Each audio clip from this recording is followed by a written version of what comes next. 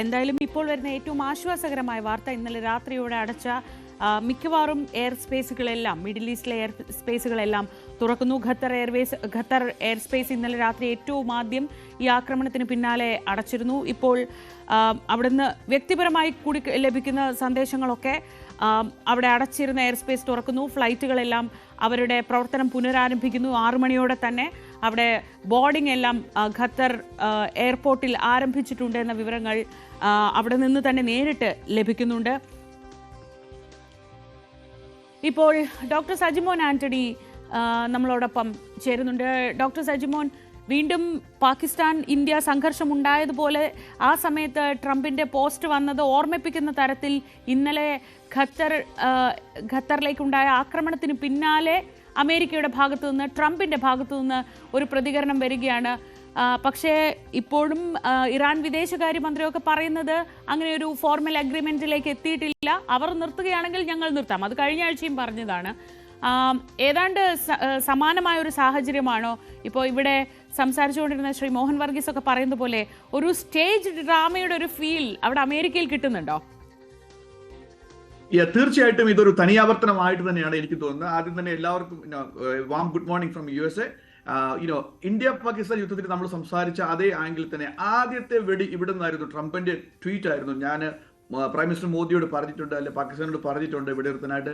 അപ്പോൾ അത് എഗ്രിമെന്റ് ആയി എന്നുള്ളത് വന്നു കഴിഞ്ഞതിന് ശേഷം ഒരു 30 മിനിറ്റ്സ് അല്ലെ 45 മിനിറ്റ്സ് കഴിഞ്ഞതിന് ശേഷമാണ് ഇന്ത്യയുടെ ഒരു കൺഫർമേഷൻ വന്നത്, അതുപോലെ തന്നെ പാകിസ്ഥാന്റെ കൺഫർമേഷൻ വന്നത്. എന്ന് പറഞ്ഞു കൊടുക്കുന്നത് കഴിഞ്ഞ 6 മണിക്കൂറിൽ വളരെ സങ്കീർണമായ കാര്യങ്ങളാണ് ഇവിടെ നടന്നുകൊണ്ടിരിക്കുന്നത്.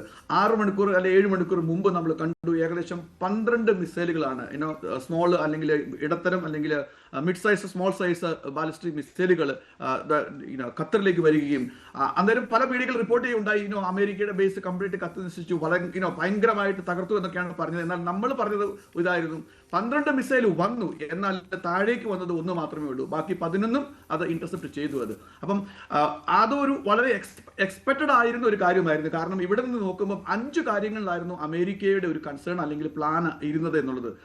എങ്ങനെ ഇറാൻ അതിനെ എന്താ പറയുക റിയാക്ട് ചെയ്യുമെന്നുള്ള കാര്യത്തിൽ ഒരു കാര്യത്തിൽ ഇതായിരുന്നു, ഒന്ന് ടെററിസ്റ്റുമായിട്ട് എന്തെങ്കിലും ആയിട്ടുള്ള അങ്ങനെയുള്ള കാര്യങ്ങൾ വന്നേക്കാം എന്നുള്ളതായിരുന്നു. അല്ലെങ്കിൽ ഇതായിരുന്നു അമേരിക്കയുടെ അസറ്റ് ഈ ഇറാന്റെ അടുത്ത് തന്നെ നമ്മൾ ഏത് രാജ്യം എടുത്തു കഴിഞ്ഞാലും Iraq, Jordan, Amman, UAE, Dubai, Kuwait തൊട്ട് ഏത് രാജ്യം എടുത്തു കഴിഞ്ഞാലും അവിടെ എല്ലാം അമേരിക്കയുടെ വലിയൊരു ബേസും ഒത്തിരി അസറ്റും സോൾജേഴ്സും അവിടെ ഉണ്ട് എന്നുള്ളത് നമുക്കറിയാം. അപ്പോൾ ഒരു ഈസി ടാർഗറ്റ് ആണ് ഇറാൻ അവിടെ ആക്രമിക്കുക എന്നുള്ളത്. അപ്പോൾ അതായിരുന്നു രണ്ടാമത്തെ ഒരു കൺസേൺ ഇരുന്നത്, അല്ലെങ്കിൽ എക്സ്പെക്ട് ചെയ്തിരുന്നത്. മൂന്നാമത്തേത് വലിയൊരു cyber security attack, cyber attack ആയിരുന്നു. അല്ലെങ്കിൽ നാലാമതുണ്ടായിരുന്നത് ഡയറക്റ്റ് അറ്റാക്ക്, അല്ലെങ്കിൽ നമ്മൾ കഴിഞ്ഞ ദിവസം ചർച്ച ചെയ്ത കണക്ക് സ്ട്രേറ്റ് ഓഫ് ഹോർമൂസിൽ ബ്ലോക്ക് ചെയ്ത് കച്ചവട സാധ്യതകൾ അവിടെ നിർത്തുക, അല്ലെങ്കിൽ ഒരു 25% ആ ഏരിയയിൽ നിന്ന് വരുന്ന അതിനെ ബ്ലോക്ക് ചെയ്യുക എന്നുള്ളതായിരുന്നു. എന്നാൽ അവസാനം ഇറാൻ തിരഞ്ഞെടുത്തത് അമേരിക്കയുടെ അസറ്റ് അതിന്റെ അറൗണ്ടിലുള്ള ആ സോഫ്റ്റ് കോർണറിൽ ടാർഗറ്റ് ചെയ്യുക എന്നുള്ളതായിരുന്നു. അവിടെ ഒരു സിംബോളിസം നമുക്ക് കാണാൻ പറ്റും. അതായത് അമേരിക്കയിൽ നിന്ന് 12 ബോംബാണ് B2 ബങ്കർ ബസ്റ്റർ ബോംബാണ് അങ്ങോട്ട് ഇട്ടത് എങ്കിൽ അതിന് ഈക്വലന്റ് ആയിട്ടുണ്ട് 12 മിസൈലുകളാണ് അവർ ഇങ്ങോട്ട് വിട്ടിരിക്കുന്നത്. അതായത് ടിക്ടോ ടാറ്റ് എന്നുള്ള ഒരു സ്റ്റേജിങ് പോലെയാണ് ഇവിടെ നിന്ന് നോക്കുമ്പോൾ തോന്നുന്നത്. അപ്പം അതോടൊപ്പം നമുക്ക് ഇതുകൂടെ പറയേണ്ടിയിരിക്കുന്നു, അമേരിക്ക 12 ബോംബ് ഇട്ടിട്ടുണ്ടെങ്കിൽ B2 ബോംബേഴ്സ് 6 ഫ്ലൈറ്റ് അങ്ങോട്ട് വന്നിട്ടുണ്ടെങ്കിൽ അതോടൊപ്പം 125 ഫൈറ്റർ ജെറ്റുകളും 20ലധികം ക്രൂയിസ് മിസൈലുകളും ഉണ്ടായിരുന്നു എന്നുള്ളത് വസ്തുതയാണ്. അങ്ങനെ ഒരു കവർ ഇട്ടിട്ടായിരുന്നു ആ ഒരു അറ്റാക്ക് നടത്തിയിരുന്നത് എങ്കിൽ ഇറാന്റെ തിരിച്ചുള്ള ഒരു പ്രതികരണം വളരെ ഒരു വീക്ക് ആയിരുന്നു എന്നുള്ളൊരു അസസ്മെന്റ് ആണ് ഇന്റലിജൻസ് വൃത്തങ്ങൾ അമേരിക്കയിൽ നിന്ന് പറയുന്നത്. അതുപോലെ തന്നെ അമേരിക്കൻ അഡ്മിനിസ്ട്രേഷൻ ട്രംപ് ഭരണകൂടവും പറയുന്നത്. അതിനോട് ചേർത്ത് തന്നെ നമുക്ക് വായിക്കാൻ പറ്റുന്നതാണ് മറ്റ് യൂറോപ്യൻ രാജ്യങ്ങളുടെ അല്ലെങ്കിൽ പാശ്ചാത്യ രാജ്യങ്ങളുടെയും മീഡിയയുടെ റിപ്പോർട്ടുകളും നമ്മൾ വാച്ച് ചെയ്യുകയാണെങ്കിൽ ഇറാന്റെ പ്രതികരണം പ്രതീക്ഷിച്ച പോലെ സ്ട്രോങ് ആയിരുന്നില്ല, അത് വീക്ക് ആയിരുന്നു. അതുകൊണ്ട് തന്നെ ഇവിടെ മാർക്കറ്റിലും വലിയൊരു വോളറ്റിലിറ്റി ഇവിടെ നടന്നു. സഡൻലി ഇവിടെ ഓയിലിന്റെ വില 8% കുറയുന്നത് കണ്ടു. ഈ ഒരു യുദ്ധത്തിന്റെ സമയത്ത് സാധാരണ അത് തിരിച്ച് മേളിലേക്കായിരുന്നു പോകേണ്ടിയിരുന്നത്, അതിന് പകരം അത് കുറയുകയായിരുന്നു. ഡൗ ജോൺസ് അല്ലെ സ്റ്റോക്ക് മാർക്കറ്റ് താഴേക്ക് ക്രാഷ് ആവുകയായിരുന്നു ചെയ്യേണ്ടിയിരുന്നത്, എന്നാൽ അത് തിരിച്ച് 300 പോയിന്റ് ഗെയിൻ ചെയ്യുന്നത് കണ്ടു. അപ്പൊ അങ്ങനെയുള്ള ഒരു ചാഞ്ചാട്ടങ്ങളാണ് നമ്മളിവിടെ കണ്ടത്. അതിനുശേഷം മുമ്പ് പറഞ്ഞു പോകണക്ക് തന്നെ ട്രംപിന്റെ ഒരു വളരെ ഒരു സർപ്രൈസ് ആയിട്ടുള്ള ഒരു ട്വീറ്റ് ആണ് വന്നത്. ഏകദേശം 5 മണിക്കൂർ മുമ്പാണ് ഇറാനും ഇസ്രായേലും സീസ് ഫയർ അംഗീകരിച്ചു അല്ലെങ്കിൽ എഗ്രി ചെയ്തു എന്നാണ് പറഞ്ഞത്.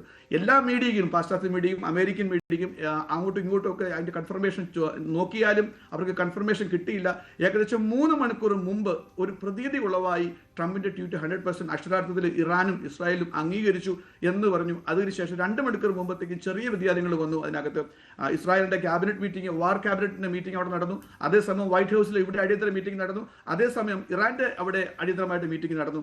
ഈ മീറ്റിങ്ങുകളെല്ലാം നടന്നു വന്നതിന് ശേഷം വന്ന പ്രതികരണം ഏറെക്കുറെ എക്സ്പെക്റ്റഡ് ആയിരുന്നു. എന്നാൽ അതിനകത്ത് കൂടുതലും കൺഫ്യൂഷൻ ആയിരുന്നു എന്നാണ് നമുക്ക് പറയാൻ പറ്റുന്നത്. ഇപ്പം ഒരു ഏകദേശം 5-6 മിനിറ്റിന് മുമ്പ് എനിക്ക് കിട്ടിയ ഒരു റിപ്പോർട്ട് അനുസരിച്ചിട്ട് ഇസ്രായേലിന്റെ ഇറാനിയൻ ഫൈനാൻസ് മിനിസ്റ്റർ ഈ ട്രംപിന്റെ പ്രപ്പോസൽ ഞങ്ങൾ അങ്ങനെ എഗ്രി ചെയ്തിട്ടില്ല എന്നുള്ളൊരു സ്റ്റേറ്റ്മെന്റ് ആണ് വിട്ടിരിക്കുന്നത്. എന്നാൽ ട്രംപിന്റെ ഭാഗത്തു നിന്ന് വേറൊരു പുതിയ ട്വീറ്റോ അല്ലെങ്കിൽ അമേരിക്കയുടെ പ്രതിരോധ മന്ത്രാലയത്തെ ഉദ്ധരിച്ച് നമുക്ക് പുതിയൊരു ഇൻഫർമേഷനോ ഇല്ല. അവർ പറഞ്ഞത് സീസ് ഫയറിന് എഗ്രി ആയിട്ടുണ്ട് എന്നുള്ള അതിനകത്ത് തന്നെയാണ് നിൽക്കുന്നത്.